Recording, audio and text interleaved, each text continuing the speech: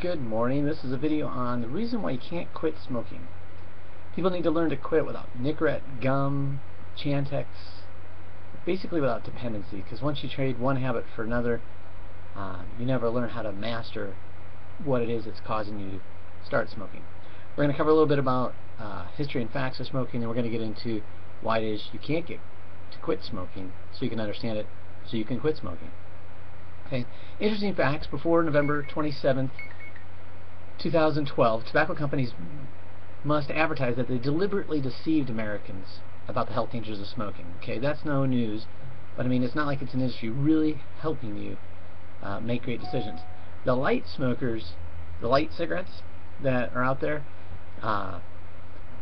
they believe that they're somehow healthier and that the ultralights are the healthiest, where Philip Morris, right on their website, says our marketing should not imply, and smokers should not assume, that low-yielding brands are safer or safe at all, more safe than full-flavored brands.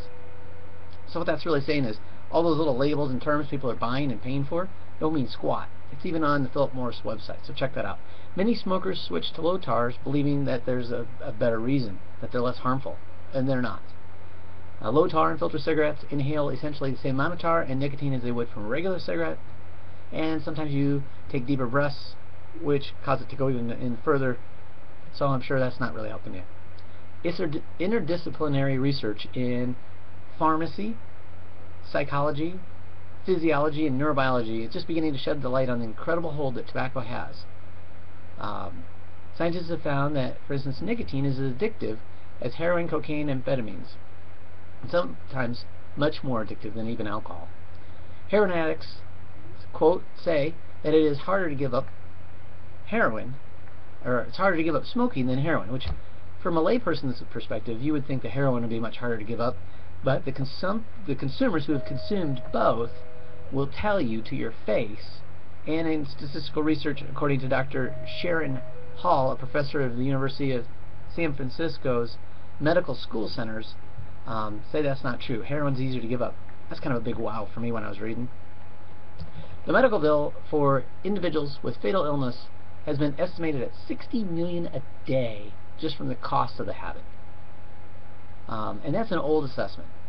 You know, it's going to be more now just because that assessment's over 10 years old, but I mean, still, 60 million, well, that's a whole lot of money. On an average, 1,200 people die a day from smoking. So there's some kind of background knowledge. Some of you probably knew some of that. I certainly didn't know all of that. I just knew it wasn't great. I think we could all agree on that. Psychology says you have to have, in order to get action, you have to stay focused on a value. The value drives motivation, and that motivation gets the desired action you want and keeps you steady. So what that all means is, let's say your kid's out in the street and he's playing and you see a car coming right at your kid. You don't think and you don't hesitate. You run out right even in front of that car and get your kid out of the way. You risk imminent harm to prevent catastrophe from something you value. And that's what creates action, and that action is what is the goal, is saving the life. You don't sit there and weigh the interest and the percentages like maybe they're going to stop. You just run and go. And in a sense, that value is what creates that action. And you need to find that value in you. Hang in there, don't hit stop yet. I know that some of you are wondering where this is going, but just hear me to the end. In order to quit, if you don't have a value, the odds of you statistically quitting and staying quit, they're below 5%. So whether that value to you is watching the grandkids graduate, or your kids getting married, or your goal isn't to spend the rest of your life with oxygen up your nose and in a nursing home, or just figure out how much money you were going to be spending. You know, a pack a day at a $4 pack, which isn't the most expensive cigarettes by far, is over $1,500 per annum if you just pull out your calculator, risking a little tax and whatnot. So rough ballpark, but $1,500 a year is quite a chunk of change.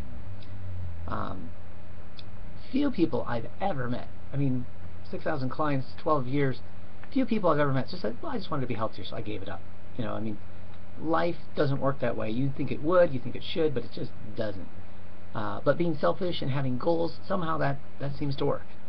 Quitting needs to have something so strong in you that when nobody's looking, and when nobody's around and life bears in on you as it will, that you don't go back to an old habit, because that value is going to outweigh that motivational decision, that anger or that focus will get you through that arduous situation. Quitting also poses another risk most people never talk about, called oral fixation. So people switch from smoking to food, and they're afraid of that weight gain, that diabetes that'll come, those drugs that'll be coming in to manage that lifestyle from that food consumption. Unless we have a goal from a value, the odds of switching one dependency to the other are high. Quote, according to Dr. Grunberg, an associate professor of medicine and psychology and pharmacology at the I'll never get it, Uniform Services Universities of Bethesda, Maryland, says, it is quite interesting and more than a coincidence that alcohol, heroin, and tobacco withdrawal all seem to have people craving sweets and carbohydrates. I believe that metaphorically these substances shortcut neurochemical pathways, interfering and modulating the regulation of body weight. The body becomes to misinterpret these chemicals as if they are foodstuffs. So basically, when you come off one, you get a bigger desire. And if you talk to people who have quit, they'll tell you about it. But the point of it is, that's not a road you want to go down. So that if you don't have that value, the odds of you going that way and gaining 20, 30 plus pounds are pretty good.